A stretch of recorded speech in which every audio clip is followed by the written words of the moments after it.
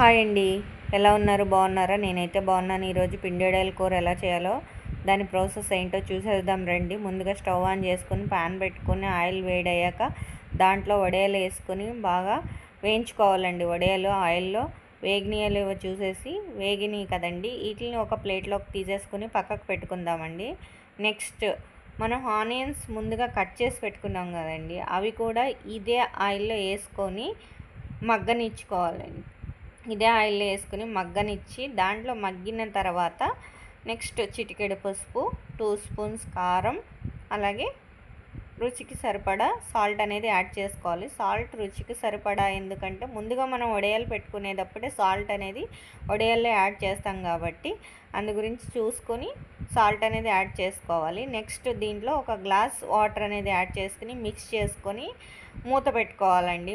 నీళ్ళు మరిగేదాకా ఒక 5 మినిట్స్ మూత పెట్టుకున్నాక మరిగిపోతాయి కదండి. ఇలా బబుల్స్ లాగా మరుగుతూ ఉన్నప్పుడు ముందుగా మనం వేయించి పెట్టుకున్నాం కదా వడియాల్ని, అవనేది అందులో యాడ్ చేసుకోవాలి.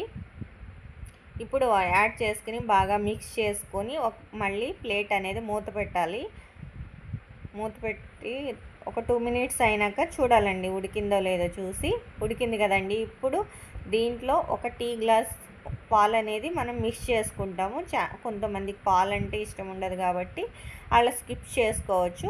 తినేవాళ్ళు ఇందులో పాలు అనేది మిక్స్ చేసుకుంటే కొంచెం టేస్టీగా ఉంటుంది కాబట్టి చూడండి, ఎంతో టేస్టీ పిండి వడియాల కూర అనేది రెడీ అయిపోయింది. ఇది కానీ మీకు నచ్చితే ప్లీజ్ సబ్స్క్రైబ్ మై ఛానల్ అండి.